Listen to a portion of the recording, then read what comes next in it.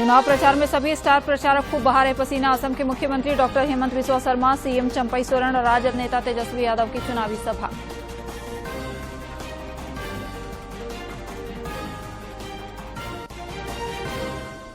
दुमका, राजमहल और गोड्डा के लिए दाखिल नामांकन पत्रों की हो रही जांच। संथाल के समर से 17 मई तक हट सकते हैं प्रत्याशी। सीईओ ने वोटिंग प्रतिशत बढ़ाने पर दिया जोर।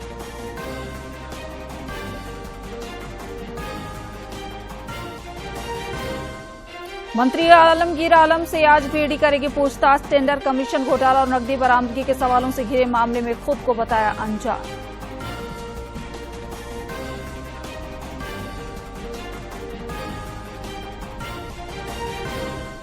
और गर्मी एक बार फिर से तमझाने को तैयार। 5 डिग्री सेल्सियस तक चढ़ सकता है पारा। 19 मई तक आकाश में आंशिक रूप से बादल छाए रहने और मौसम के शुष्क बने रहने का पूर्वानुमान।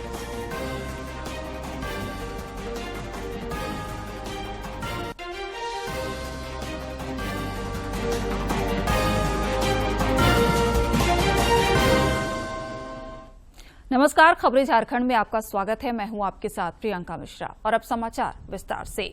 लोकसभा चुनाव के बाकी बचे चरणों के लिए एनडीए और इंडी गठबंधन के स्टार प्रचारक चुनाव प्रचार में खूब पसीना बहा रहे हैं। बीजेपी के स्टार प्रचारक सह प्रधानमंत्री नरेंद्र मोदी आज महाराष्ट्र में चुनावी सभाओं को संबोधित करेंगे। वहीं एनडीए गठबंधन के नेता भी कई स्थानों पर जनता से संपर्क साधेंगे। इससे पहले कल गिरिडीह में चुनावी जनसभा को संबोधित करते हुए श्री मोदी ने भ्रष्टाचार और परिवारवाद पर जमकर हमला बोला।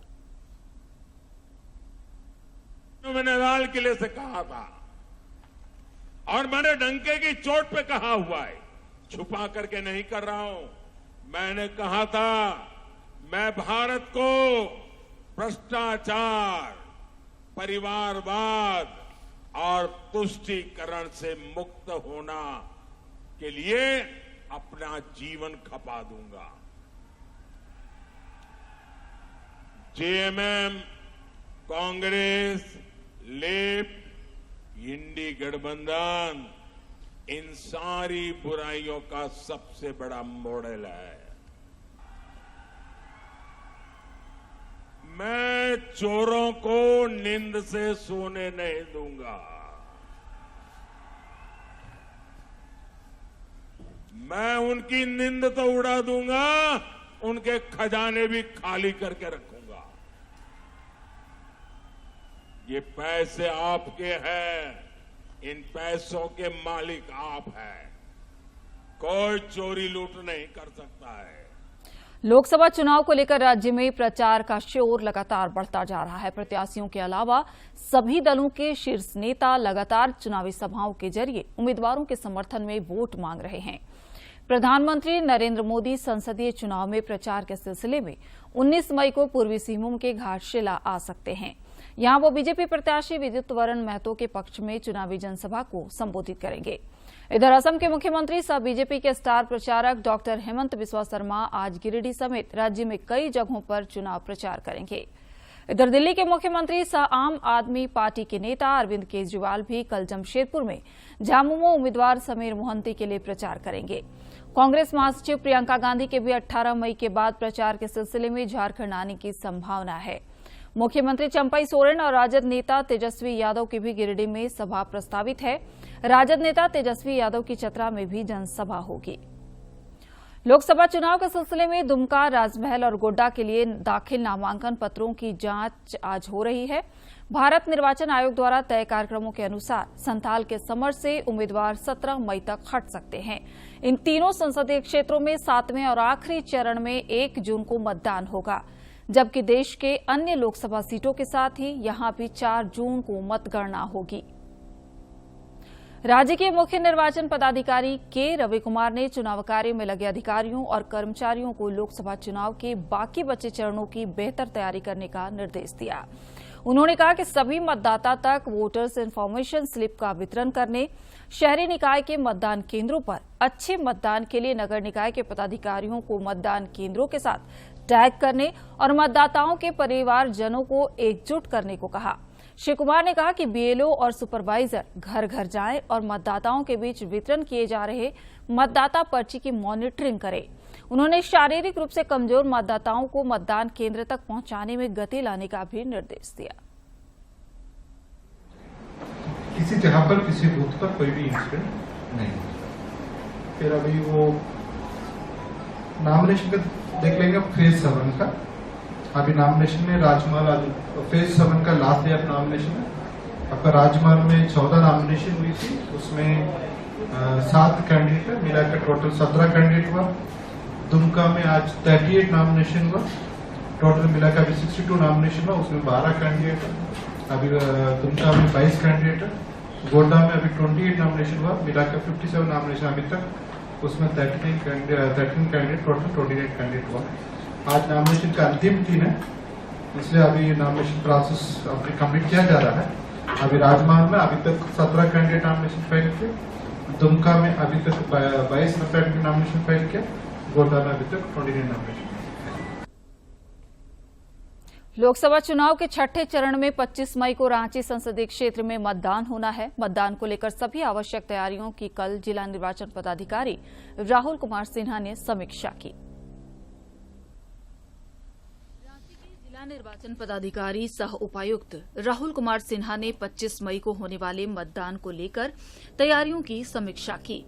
इस दौरान उन्होंने सभी जरूरी तैयारी पहले की कर लेने का निर्देश दिया ताकि डिस्पैच सेंटर से समय पर चुनाव सामग्री का वितरण हो और उसे समय पर बूथों तक पहुंचाया जा सके। नाम एनरोलमेंट में किए गए हैं, मैराथन दौड़ हुआ है, साइकिल रेस होने वाले हैं और बहुत सारे एक्टिविटी जैसे कि पूरे शहरी क्षेत्र में एक इलेक्शन का बस क्रिएट हो, उसको पूरा किया जा रहा है। उन्होंने शांतिपूर्ण मतदान को लेकर भी विशेष दिशा निर्देश दिए। जिला निर्वाचन पदाधिकारी ने पोलिंग पार्टी और सुरक्षा कर्मियों के लिए पहले ही बूथ पर कमरे चिन्हित करने का निर्देश दिया ताकि उन्हें किसी प्रकार की असुविधा न हो। श्री सिन्हा ने चौथे चरण में रांची जिले के तमाड़ और मांडर विधानसभा चुनाव में पिछले चुनाव से बेहतर मतदान प्रतिशत पर प्रसन्नता भी जताई।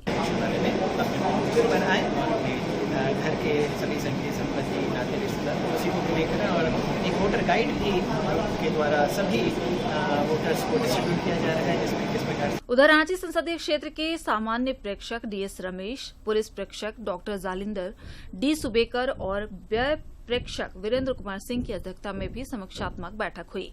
इस दौरान मतदान को लेकर की गई तैयारियों से प्रेक्षकों को अवगत कराया गया, जिस पर प्रेक्षकों ने संतोष जताते हुए आवश्यक दिशा निर्देश दिए। जमशेदपुर संसदीय चुनाव में मतदान प्रतिशत बढ़ाने में Singhbhum chamber of commerce and industry भी सक्रिय भागीदारी निभा रहा है। फिल्म अभिनेत्री माधुरी दीक्षित के प्रशंसक पप्पू सरदार भी लौह नगरी में मतदाताओं को जागरूक कर रहे हैं।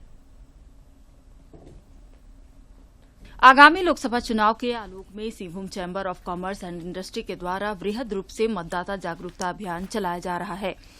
इस कड़ी में youth icon cricketer Saurabh Tiwari ने चैंबर परिसर से 3 मतदाता जागरूकता रथ को झंडी दिखाकर रवाना किया और लोगों से मतदान का आग्रह किया। एक तरह का हम लोग का महापर्व है, हर 5 साल में एक बार आता है तो इसको यूज भी करना चाहिए। एटलीस्ट आप आइए और ये डिसाइड कीजिए आपको किसको देना वोट दीजिए, लेकिन आपको आना चाहिए और जहां तक होता है कि ज्यादा लोगों को लेके भी पहुंचिए और सभी को मोटिवेट कीजिए कि आपको वोट डालना चाहिए।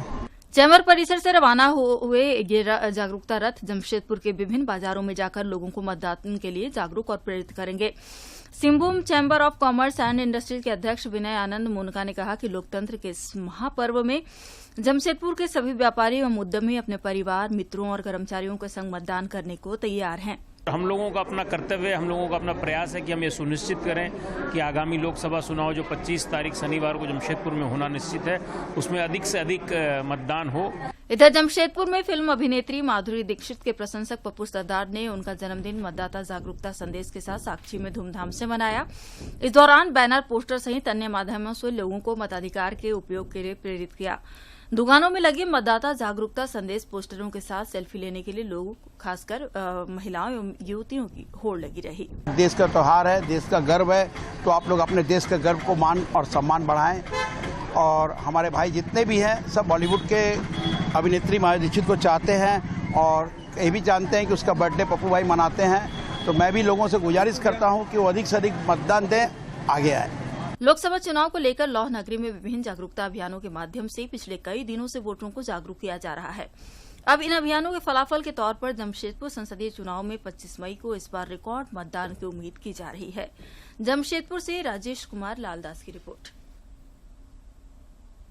लोकसभा चुनाव के सिलसिले में आगामी 20 और 25 मई 2024 को चतरा, कोडरमा, गिरिडीह, धनबाद, रांची, जमशेदपुर तथा हजारीबाग संसदीय क्षेत्र में मतदान होना है।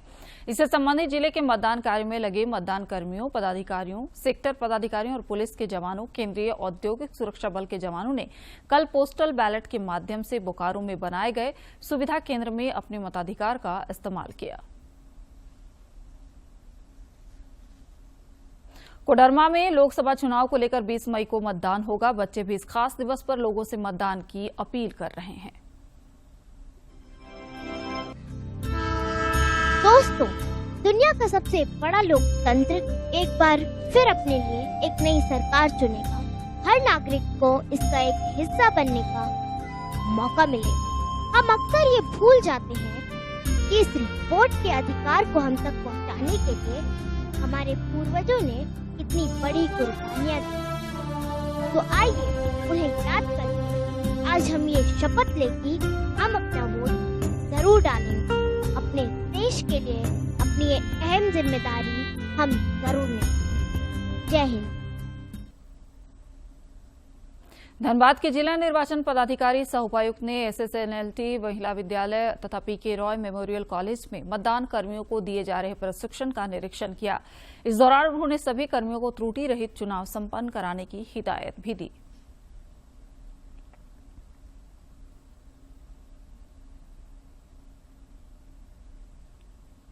प्रदेश कांग्रेस और झामुमो के एक संयुक्त प्रतिनिधिमंडल ने राज्य के मुख्य निर्वाचन पदाधिकारी के रवि कुमार से मिलकर बीजेपी पोलिंग एजेंट द्वारा सिंहभूम और खूंटी में चौथे चरण के मतदान के दौरान आचार संहिता का उल्लंघन किए जाने का आरोप लगाया। प्रदेश कांग्रेस के मीडिया चेयरमैन सतीश पॉल मुंजनी ने मुख्य निर्वाचन पदाधिकारी को बताया कि बीजेपी के पोलिंग एजेंट द्वारा लोगों को बीजेपी के चुनाव चिन्ह और फोटो वाली पर्ची बांटी गई, जो आचार संहिता का उल्लंघन है। उन्होंने दोषियों के विरुद्ध कार्रवाई करने और निर्वाचन आयोग से इस तरह की घटना की पुनरावृत्ति पर रोक लगाने की मांग की है। इधर टेंडर कमीशन घोटाला और नकदी बरामदगी के मामले में प्रवर्तन निदेशालय के हिनू स्थित क्षेत्रीय कार्यालय में कल राज्य के ग्रामीण विकास मंत्री आलमगीर आलम से लगभग 9 घंटे तक पूछताछ की गई। इस दौरान श्री आलम ने पीएस संजीव लाल के ठिकानों से मिले नकदी मामले में खुद को अनजान बताया। केंद्रीय जांच एजेंसी ने मंत्री आलमगीर आलम को पूछताछ के लिए आज भी बुलाया है।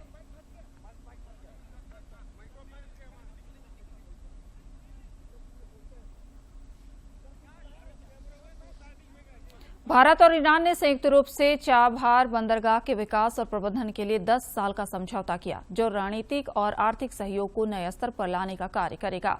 इस समझौते को भारत की बड़ी कूटनीतिक जीत भी मानी जा रही है, क्योंकि भारत का ट्रेड रूट पाकिस्तान से होकर जाता था।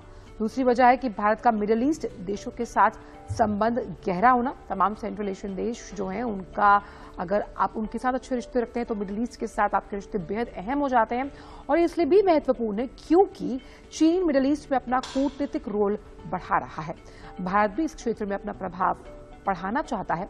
भारत को ग्लोबल साउथ की आवाज के रूप में खुद को मजबूत वो कर रहा है और चाबहार पोर्ट तक की पहुंच का मतलब है कि भारत अब पाकिस्तान को बाईपास करते हुए अफगानिस्तान और मध्य एशिया से सीधे व्यापारिक तौर पर जुड़ पाएगा। इसके साथ ही भारत को ईरान के माध्यम से रूस और यूरोप तक व्यापार मार्ग मिल जाए। अलग अलग रिपोर्ट्स के अनुसार भारत के साथ उनका वर्तमान वार्षिक व्यापार 2 से 3 अरब अमेरिकी डॉलर के बीच होने का अनुमान है, जबकि चीन के साथ इन देशों का वार्षिक व्यापार 100 बिलियन अमेरिकी डॉलर के आसपास। ऐसे में भारत के चाबहार पोर्ट परिचालन पर नियंत्रण का मतलब ईरान से मजबूत रिश्ता। ये मजबूत रिश्ता भारत की मिडिल ईस्ट कूटनीति की बड़ी जीत है। भारत, ईरान और अफगानिस्तान के बीच ट्रांजिट ट्रेड केंद्र के रूप में स्थित चाबहार चीन के पारंपरिक सिल्क रोड का एक वैकल्पिक मार्ग भी प्रदान करता है। भारत के वैश्विक व्यापार में बड़ी भागीदारी और उसके बढ़े हुए भू राजनीतिक दबदबे का भी मार्ग ये खोलेगा। समझौते के बाद 10 साल के लिए भारत का नियंत्रण, चाबहार पोर्ट भारत की कूटनीतिक जीत।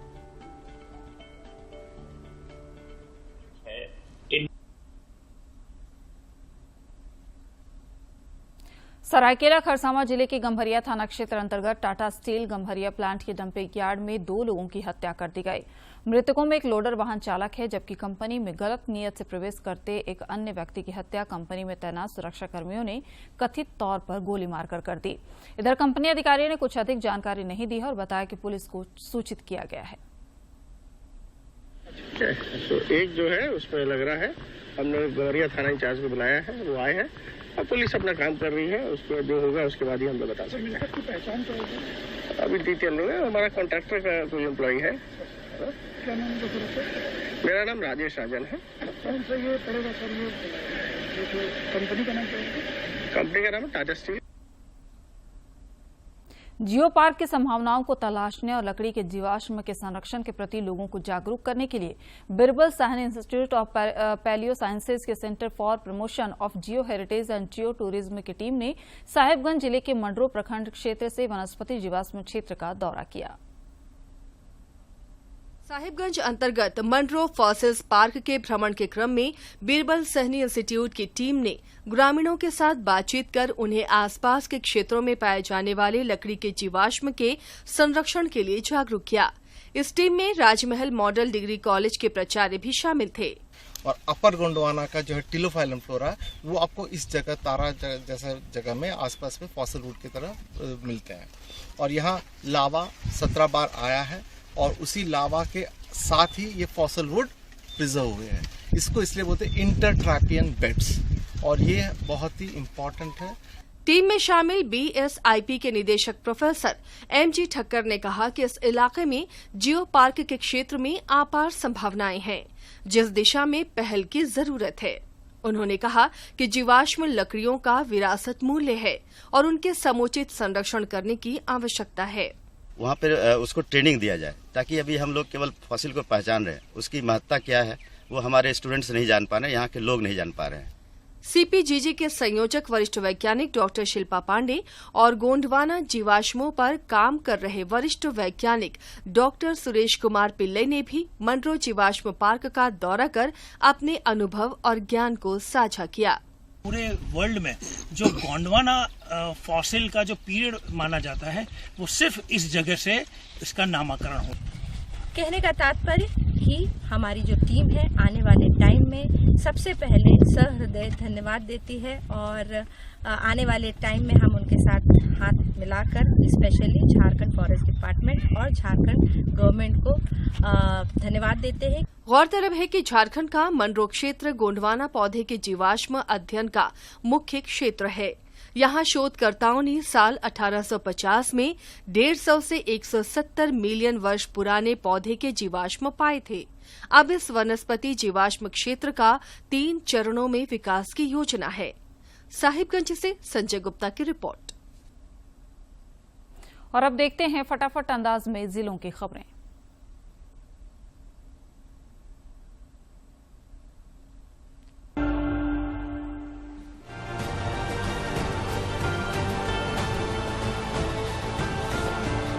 धनबाद में लोकसभा चुनाव के मद्देनजर सूचना एवं प्रसारण मंत्रालय के केंद्रीय संचार ब्यूरो क्षेत्रीय कार्यालय के द्वारा जिले के मतदाताओं को जागरूक करने के लिए 5 दिवसीय मतदाता जागरूकता अभियान शुरू किया गया है। नगर आयुक्त द्वारा इस विशेष अभियान का शुभारंभ किया गया। धनबाद में सामान्य प्रेक्षक के तहसीलन ने पॉलिटेक्निक कॉलेज का निरीक्षण कर ईवीएम कमीशनिंग, CCTV कैमरा, अग्निशमन यंत्र और सुरक्षा को लेकर आवश्यक दिशा निर्देश दिए। उन्होंने लोकसभा चुनाव के लिए कृषि बाजार समिति में विधानसभावार बनाए गए डिस्पैच सेंटर तथा स्ट्रांग रूम का भी निरीक्षण किया। धनबाद में लोकसभा चुनाव के मद्देनजर जिले के BLO द्वारा मतदाताओं को मतदाता सूचना पर्ची का वितरण किया गया। साथ ही 25 मई को मतदान करने के लिए लोगों से अपील की गई। देवघर पुलिस ने गुप्त सूचना के आधार पर उत्तर प्रदेश के कुख्यात एवं इनामी अपराधी को सारवा मोड़ स्थित एक होटल से गिरफ्तार किया है। उसके पास से कुछ कारतूस बरामद हुए हैं।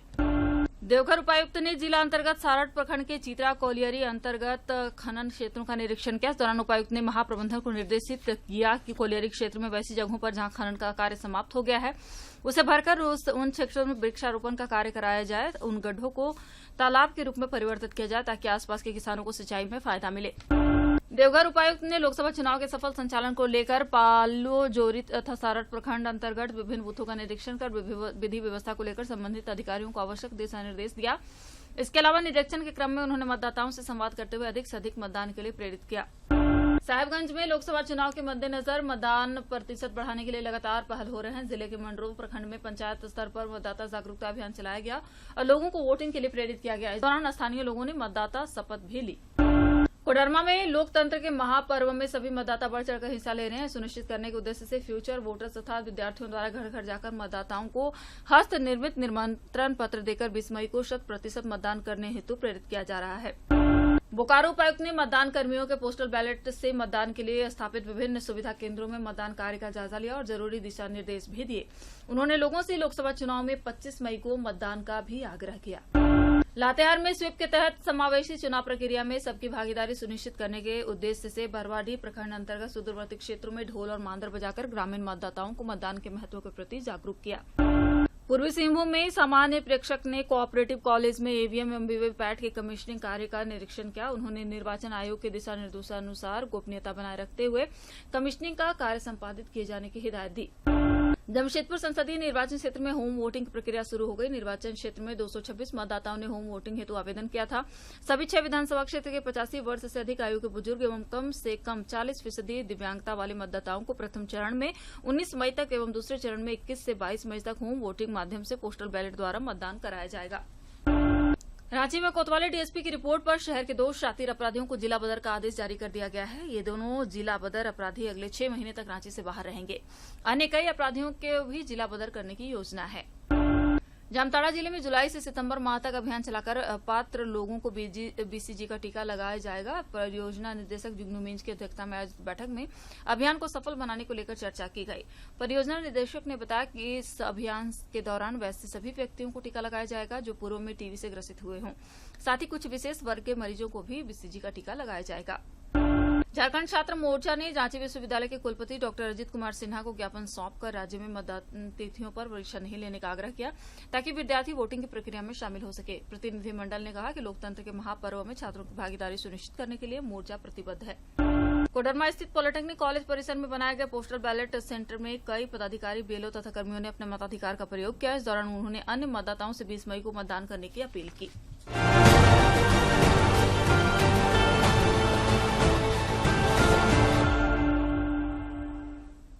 राजधानी रांची समेत राज्य भर के मौसम में उतार चढ़ाव का सिलसिला लगातार जारी है। राज्य भर में गर्मी एक बार फिर से दम ढाने को तैयार है। रांची स्थित मौसम विज्ञान केंद्र के अनुसार आने वाले 3-4 दिनों में अधिकतम तापमान में 5 डिग्री सेल्सियस तक की बढ़ोतरी हो सकती है। वहीं 19 मई तक आकाश में आंशिक रूप से बादल छाए रहने और मौसम के शुष्क बने रहने का पूर्वानुमान भी है।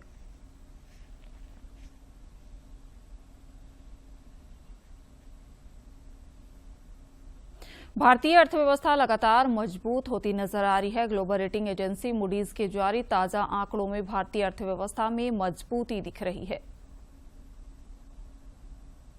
उनका जो जीडीपी ग्रोथ को लेकर अनुमान है उसमें लगातार बदलाव आ रहा है, वो लगातार बढ़ रहा है। तमाम रेटिंग एजेंसीज की तरह ग्लोबल रेटिंग एजेंसी मूडीज ने भी भारतीय अर्थव्यवस्था को लेकर जो ताजा अनुमान जारी किया है, मूडीज ने उम्मीद जताते हुए कहा कि चालू वित्त वर्ष में भारत की अर्थव्यवस्था 6.6% की दर से बढ़ेगी। इसके साथ ही अगले वित्त वर्ष में उसकी रफ्तार 6.2% रह सकती है। इससे एनबीएफसी में मजबूत ऋण वृद्धि होगी, जिससे उनके मुनाफे पर पड़ने वाले लागत को अगर हम देखें तो दबाव कम होगा और सेक्टर को मजबूती मिलेगी। मूडीज ने कहा कि बीते वित्त वर्ष 2023-24 में भारतीय अर्थव्यवस्था के 8% की दर से बढ़ने का अनुमान है। एनबीएफसी के बारे में मूडीज ने कहा कि मजबूत आर्थिक स्थिति उन्हें संपत्ति की गुणवत्ता बनाए रखने में मदद करेगी। हालांकि ब्याज दरों में वृद्धि से उनके ग्राहकों पर कर्ज का बोझ बढ़ सकता है। मूडीज ने कहा कि भारत में एनबीएफसी के लिए वित्त पोषण की लागत बढ़ रही है, लेकिन कर्ज की मांग बनी रहने से उनका मुनाफा कम नहीं होगा। इससे पहले अंतर्राष्ट्रीय मुद्रा कोष यानी कि आईएमएफ, विश्व बैंक यानी कि वर्ल्ड बैंक ने भी भारतीय अर्थव्यवस्था की तेज गति को सराहा। आईएमएफ ने 2024 में भारत की अर्थव्यवस्था को 6.5% की गति से बढ़ने का अनुमान लगाया है, जबकि वर्ल्ड बैंक ने 2024 में भारत की विकास दर 7.5% रहने का अनुमान जताया। देश भर में हाल के दिनों में साइबर हमलों में गिरावट आई है। चलते हाल ही के कुछ सालों में साइबर हमलों में कमी आई। Global cyber security solutions provider Sophos की ताजा रिपोर्ट को अगर देखें तो बीते साल 2023 में लगभग 64% भारतीय कंपनियां रैंसमवेयर हमलों से प्रभावित हुई। रिपोर्ट में कहा गया कि सालाना आधार पर इन हमलों में गिरावट आई है, लेकिन पीड़ितों पर इसका वास्तविक प्रभाव बढ़ा है। हमलावरों ने इन कंपनियों से औसतन 48 लाख अमेरिकी डॉलर फिरौती के तौर पर मांगे, जबकि 62% मांगे 10 लाख डॉलर से ज्यादा थी। सोफोस की रिपोर्ट में कहा गया कि दी गई फिरौती औसतन 20 लाख अमेरिकी डॉलर थी। रैंसमवेयर एक तरह का मैलवेयर है जो यूजर्स या किसी ऑर्गेनाइजेशन पर अटैक कर उनको कंप्यूटर्स और फाइलों के एक्सेस को अपने कब्जे में लेने के बाद फाइलों को अनलॉक करने के लिए यूजर्स से पैसे की मांग करता है। सोफोस की भारत में रैंसमवेयर की स्थिति 2024 रिपोर्ट के मुताबिक भारतीय कंपनियों के खिलाफ रैंसमवेयर हमलों की दर 2022 के 73% से घटकर 2023 में 64% हुई और इस दौरान फिरौती की मांग और दी गई रकम में बढ़ोतरी दर्ज की गई है। खेल जगत की महत्वपूर्ण खबरों को देखते हैं फटाफट अंदाज में। भारतीय एथलीट नीरज चोपड़ा 2021 के बाद पहली बार भारत में किसी घरेलू टूर्नामेंट में प्रतिस्पर्धा करेंगे। उन्होंने साल 2022 और 2023 में भारत में प्रतिस्पर्धा नहीं की थी क्योंकि वो अपनी ट्रेनिंग ले रहे थे। मनु भाकर और विजयवीर सिद्धू ने 25 मीटर पिस्टल इवेंट के चौथे और फाइनल ओलंपिक सिलेक्शन ट्रायल्स में कामयाबी हासिल की। खेल मंत्रालय ने 2028 में लॉस एंजलिस में होने वाले ओलंपिक खेलों पर भी नजर बनाई हुई है। इसी कड़ी में 3 उभरते हुए स्क्वैश खिलाड़ियों को टॉप स्कीम में शामिल किया गया है। आईपीएल में आज राजस्थान रॉयल्स का सामना पंजाब किंग्स से होना है। दोनों टीमें गुवाहाटी के क्रिकेट स्टेडियम में भिड़ने वाली हैं। दुनिया की नंबर 2 टेनिस खिलाड़ी अरीना सबलेंका ने इटालियन ओपन के क्वार्टर फाइनल में जगह बना ली है। राउंड ऑफ 16 में सबलेंका ने स्वितोलिना को हराया। पूर्व हेवीवेट चैंपियन माइक टायसन 2005 के बाद पहली पेशेवर फाइट की कर रहे हैं तैयारी। टायसन ने यूट्यूबर से बॉक्सर बने जैक पॉल को चेताया कि 20 जुलाई को होने वाली बाउट में उन्हें रहना होगा सावधान। आज के दिन के ऐतिहासिक और महत्वपूर्ण घटनाओं पर देखते हैं ये विशेष रिपोर्ट।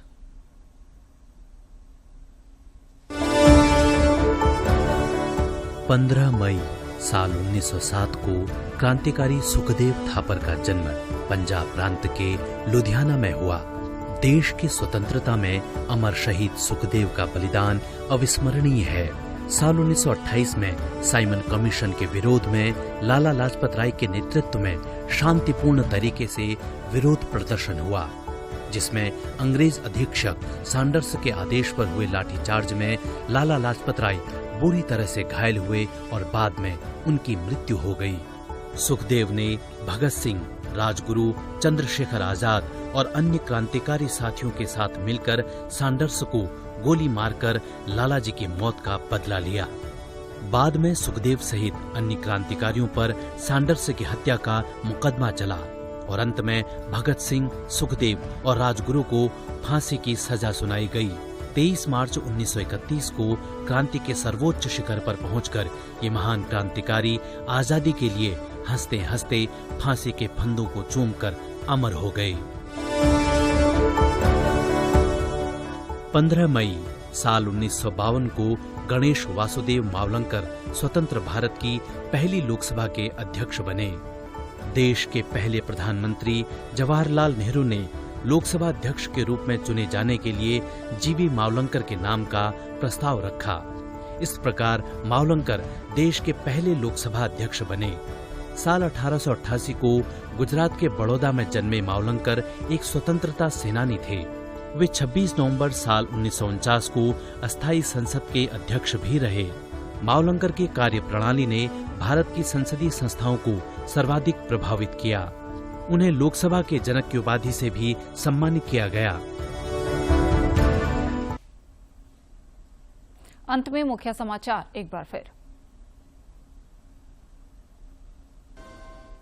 चुनाव प्रचार में सभी स्टार प्रचारक खूब बहा रहे पसीना। असम के मुख्यमंत्री डॉक्टर हेमंत बिस्वा शर्मा, सीएम चंपई सोरेन और राजद नेता तेजस्वी यादव की चुनावी सभा।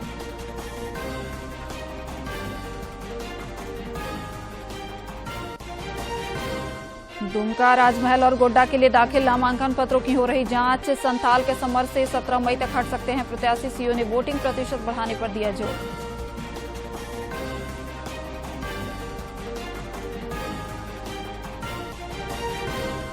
मंत्री आलमगीर आलम से आज भी ईडी करेगी पूछताछ। टेंडर कमीशन घोटाला और नकदी बरामदगी के सवालों से घिरे मामले में खुद को बताया अनजान।